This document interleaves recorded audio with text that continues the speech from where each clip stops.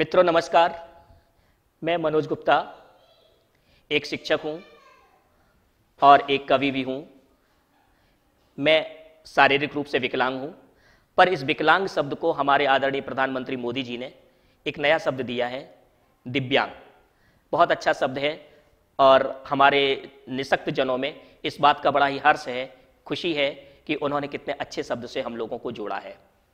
परंतु हमारे देश में अभी भी कुछ लोग ऐसे हैं जो हमारे जैसे लोगों के लिए अपनी भाषा का कंट्रोल, नियंत्रण खो देते हैं। अभी हमारे उत्तर प्रदेश सरकार के एक मंत्री जी ने हम लोगों को एक ऐसा शब्द कहा जिससे कि हमारे दिव्यांग समाज को बहुत ही खराब लगा और उनकी भावनाएं आहत हुईं।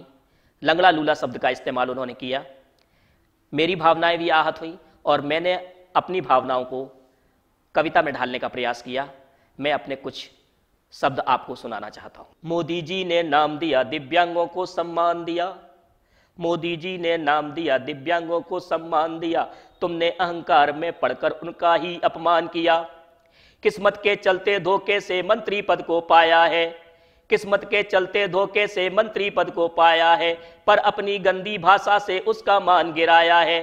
माना वह निःशक्त उस समय अपनी सुध बुध भूला था। माना वह निःशक्त उस समय अपनी सुध बुध भूला था, पर आपकी साथ तिरछी नजरों में वह एक लंगड़ा लूला था। आपकी साथ तिरछी नजरों में वह एक लंगड़ा लूला था। एक अदने से सेवक का क्यों छीनने वाला मंत्री जी। सत्ता मद में चूर होकर ये क्या कह डाला मंत्री जी। सत्ता मद में चूर होकर ये क्या कह डाला मंत्री जी। चंद रोज पहले ही दिव्यांगों के द्वार खड़े थे तुम। चंद रोज पहले ही दिव्यांगों के द्वार खड़े थे तुम। याचक बनकर आए थे जब अभी चुनाव लड़े थे तुम। चंद रोज पहले ही दिव्यांगों के द्वार खड़े थे तुम। याचक बनकर आए थे जब अभी चुनाव लड़े थे तुम। प्रभुता पाई भूल गए भाषा सज्जनता मर्यादा।